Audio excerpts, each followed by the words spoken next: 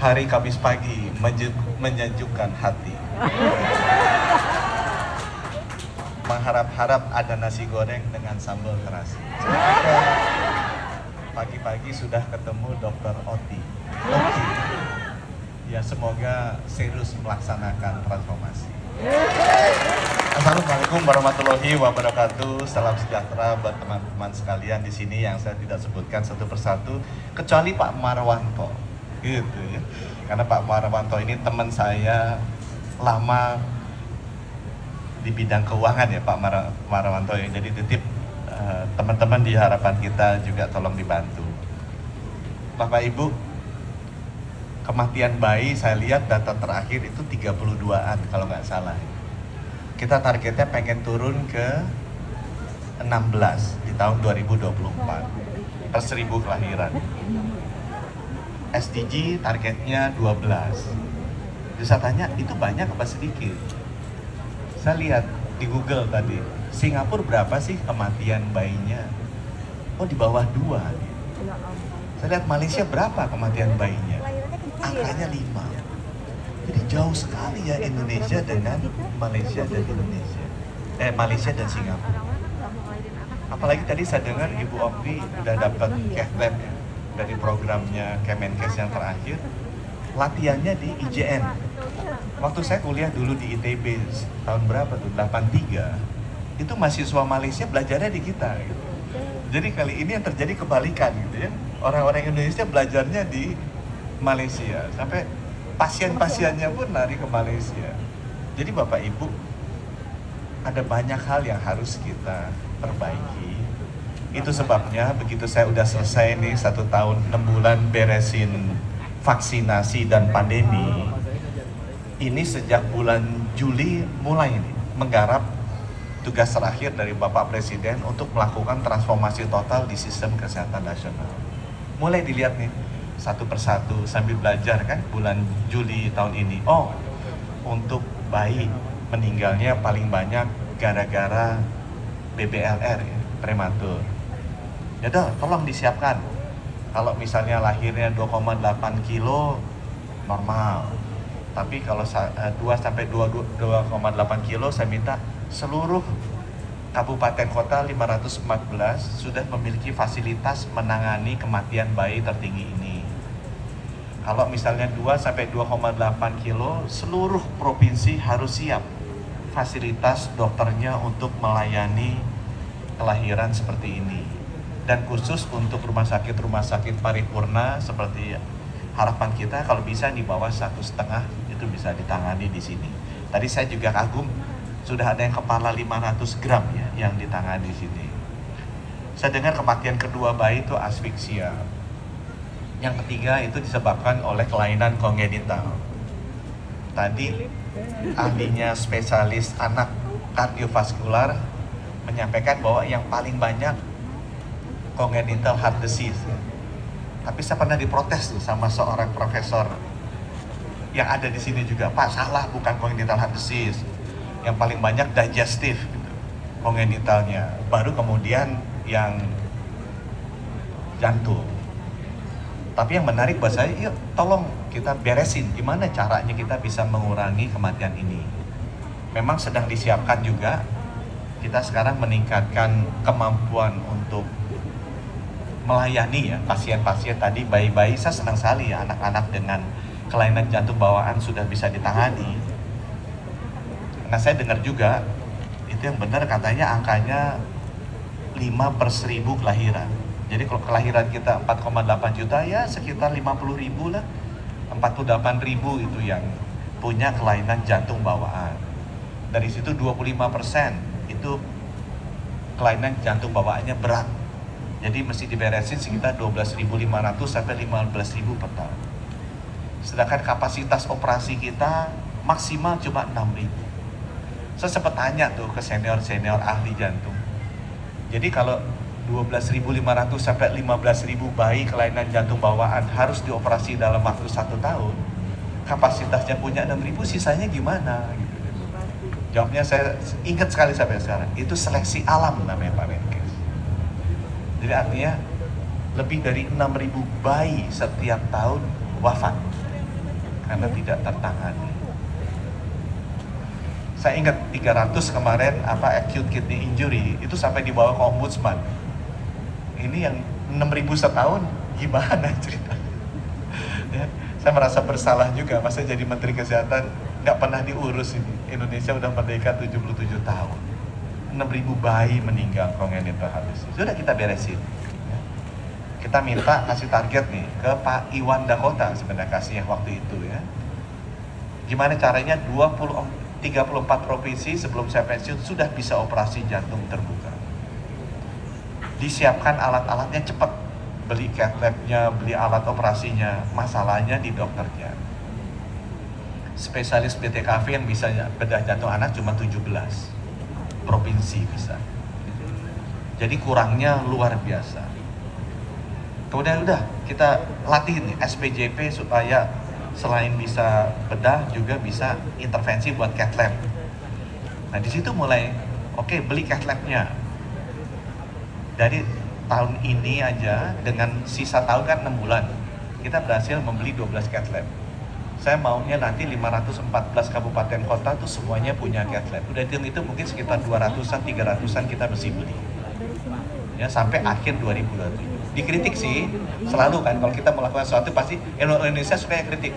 Menkesnya ngertinya hanya beli alat gitu kan pasti kan. Dokter senior bilang gitu.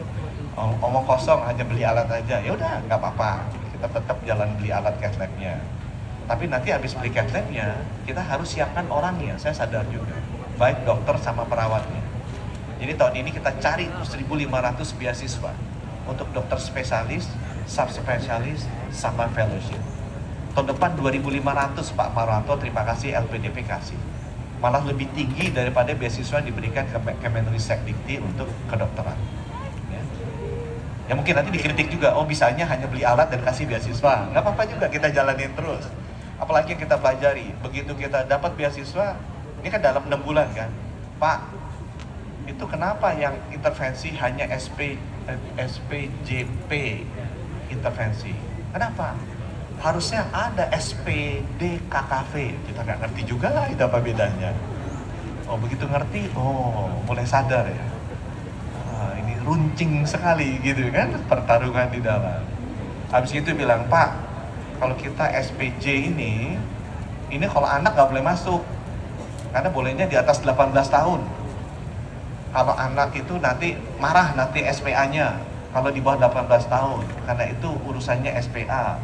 Oh gitu ya? Kita ngomong ke SPA, kenapa begini? Masa sih begini? Oh itu ada sebabnya Pak. Sebabnya dulu tuh 1966 alat radiologi itu adanya di SPA. Anak. Jadi teman-teman radiologi belajarnya di SPA. No alat cath lab CT scan aja baru ada di Seknek 1998 kok. Kita 966 udah ada. Tapi itu ada petingginya tuh di 2008. Sehingga semua alat-alat itu nggak boleh SPA pegang. Harus radiologi gitu kan. Oh gitu. Jadi SPA hanya boleh pegang USG. Malah 2020 USG pun tidak boleh gitu. Jadi saya sebagai orang luar, dan itu makin 6 bulan terakhir saya lihat tuh. Jadi selain masalahnya alat, masalah dokter, masalah kemoterapi, saya melakukan bedah onkologi, hemato-onkologi. Itu Bapak Ibu, itu amazing for people like me gitu ya. Karena kita masalahnya harus melayani masyarakat, ternyata ya waktu yang saya harus habiskan untuk ngurusin kayak gini luar biasa banyak gitu ya.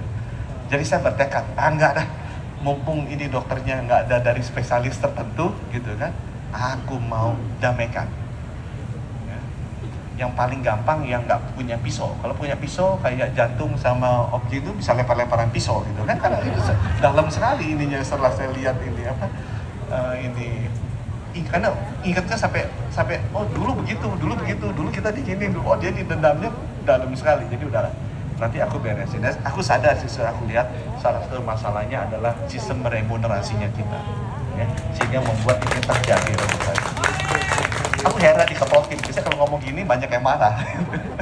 Jadi itu ada beberapa reform yang kita akan lakukan. Beberapa sangat sensitif, aku tahu misalnya yang kemarin lagi rame, pendidikannya di universitas rumah sakit rame, kan? ini nanti nih dibagi-bagi nih, kompetensinya mau sendiri bagi-bagi pasti rame gitu kan. Remunerasi paling rame. Tapi teman-teman percayalah, apa transformasi yang kita lakukan itu niatnya baik. Ya, saya nggak ada vested interest, saya nggak punya klinik, bukan dokter juga, background spesialisnya nggak ada. Saya hanya ingin apapun yang kita lakukan harus lebih baik untuk masyarakat, terutama generasi anak kita dan generasi cucu. Ini nanti bentar lagi diberesin.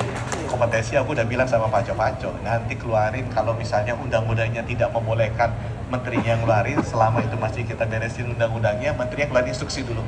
Semua rumah sakit vertikal, kompetensi yang sudah di-approve Collegium, nggak boleh ada yang monopoli. Kalau monopoli, direkturnya nggak berani, direktur medisnya ngatasin monopolinya, kita ganti direktur medisnya. Kita ganti yang lebih berani. Jadi semua orang yang mau spesialis anak, saya kemarin baru beresin kardiovaskular ini. Ya. Karena dibilangin, Pak, diajak dong spesialis anak, maksudnya spesialis jantung aja, udah ajak tuh kemarin. Spesialis jantung aku ajak, Collegium sama OP-nya. Digabung sama spesialis anak, Collegium sama OP-nya. Digabung sama spesialis BTKV, Collegium sama OP. Supaya bisa beresin gimana bedah jantung anak ini yang 6.000 wafat setiap tahun kita beresin sama-sama. Ada yang bilang, Pak, spesialis anak lebih banyak dari spesialis jantung, Pak. Jadi kalau spesialis anak di luar dilatih, bedah-bedah jantung, fellow, bisa. Aku ngomong, Pak Dokter Iwan, gak ada masalah, Pak, kita bantu. Wah, kita senang sekali, kan.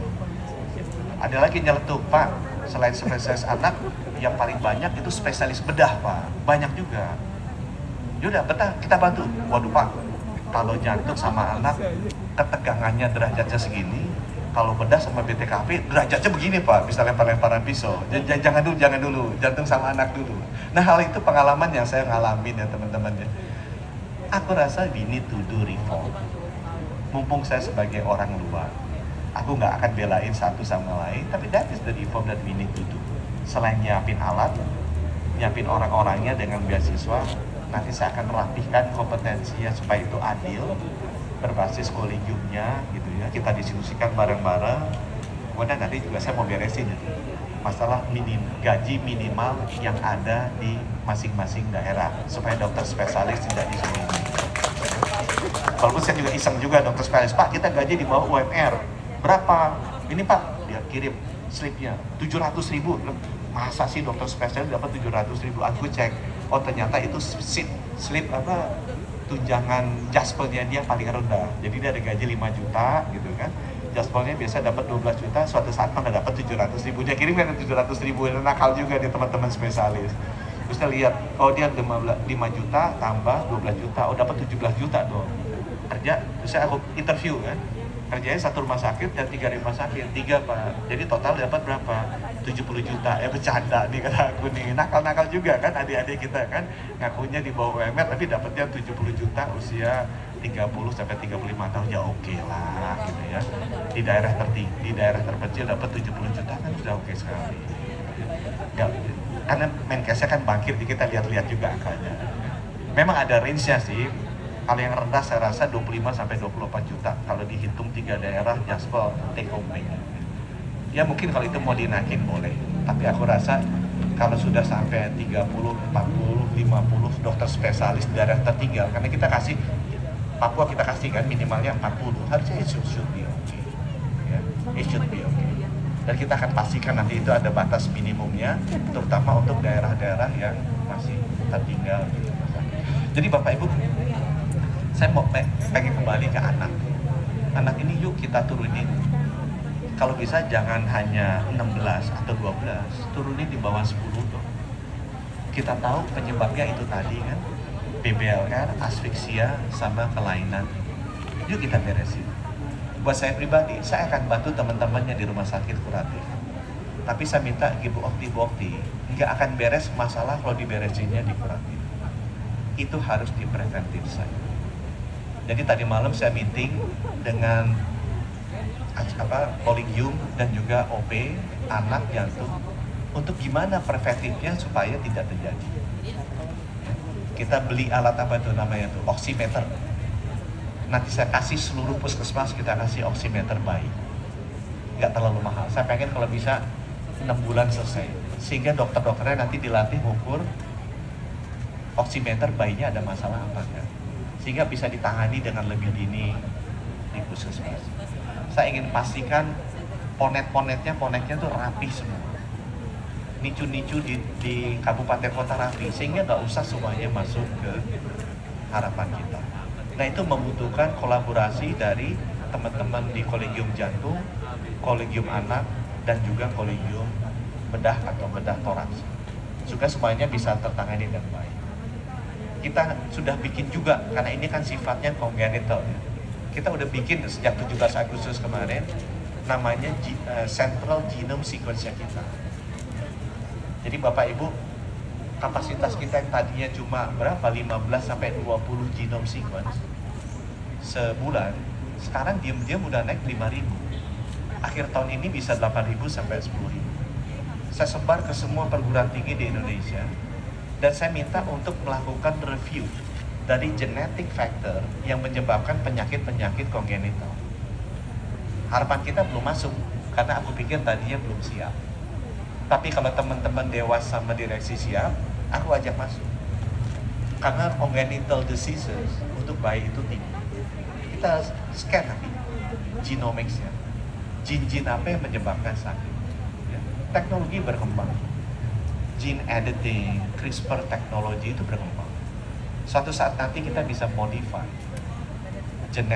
penyakit itu at genetics level. Ya, lebih baik kita siapkan dari sekarang. Kita udah spend sekitar $20 juta quietly untuk beli next generation genome sequencing machines. Udah ada di 17 lokasi, akan ada jadi 30 lokasi di seluruh Indonesia. Harapan kita bisa menjadi koordinator untuk congenital diseases untuk bayi. Itu yang mana yang harus diteliti juga. Ya, kita akan, Bapak Ibu, kita akan spend dalam 3 bulan ke depan $25 juta untuk melengkapi bioinformatics system. Ya, 10 terabyte, karena yang namanya genetics ini bukan hanya ahli cliniciannya aja, bukan hanya ahli genomicsnya saja. Harus ada bioinformatics yang bisa menganalisa permutasi dari 3 miliar base DNA-nya manusia. Jin mana yang menyebabkan congenital heart? Jin mana yang menyebabkan congenital digestive disease? Jin mana yang menyebabkan congenital diseases lain? Nah, itu akan kita lakukan juga. Dan saya minta kalau harapan kita sudah bisa memenuhi standarnya, saya parkirnya beres gitu, dalamnya rapi, dokter-dokternya prakteknya dengan hati, nggak semuanya praktek di luar gitu ya. Jangan kalah sama remunerasinya diperbaiki biar dokternya dapatnya gajinya lebih tinggi biar di sini gitu kan. Semuanya jangan kalah sama rumah sakit Bunda yang bekas nasabah saya, dia bisa bayi tabungnya lebih banyak dari di sini gitu kan. Nah, itu diberesin, nanti boleh masuk ke sini juga. Itu untuk memperbaiki kematian bayi. Dan itu akan kita dorong supaya memastikan program-program tersebut jalan. Saya punya waktu 1 tahun 11 bulan lagi. Mungkin teman-teman melihat itu singkat bisa apa? Oh, believe me, saya orangnya sangat suka maksa dan sangat suka kerja cepat. I have energy untuk melakukan itu. Jadi teman-teman harap bersabar, kemudian kita sama-sama lakukan itu, niatnya baik. Ya, belum kita ngomongin kematian ibu ya, 305, saya tahu tuh. Maunya berapa? Maunya 183 kalau salah turun. Aku tanya, kematian di Singapura ibu berapa? 7. Baik. Kita 305, sana 7. Kematian gara-gara apa? Eklamsi, gara-gara hipertensi, gara-gara infeksi. Itu kejadian itu, masa nggak bisa diberesin itu Bapak Ibu? Ya, jadi PR-PR di teman-teman harapan kita, nanti sebagai rumah sakit penghapus, saya minta, yuk tolong kita turunkan secara konkret, bikin program secara konkret. Kematian ibu janganlah 305. Aku maunya kalau bisa di bawah 10. Kematian bayi jangan 34, senang kemudian jadi 16, 12. Kalau bisa di bawah 10 juga. Supaya ada kebanggaan, masa Malaysia aja 5, kita nggak bisa. Gitu kan? Dan penekan saya, tolong harapan kita menjadi pengampu, mulai diatur dari preventif. Kalau kita hanya kuratif, ya seneng, cuma mahal. Dan kualitas hidup nggak baik, kita beresin. Di level puskesmas mesti apa, ibu-ibunya mesti diajarin apa, bayi-bayinya mesti diajarin apa, supaya nanti mengurangi masuknya ke kuratif side. Banyak yang mesti dilakukan, saya tahu juga akan banyak yang saya belum tahu. Oleh karena itu saya sangat mengharapkan bantuan Bapak Ibu untuk bisa mendukung perubahan ini.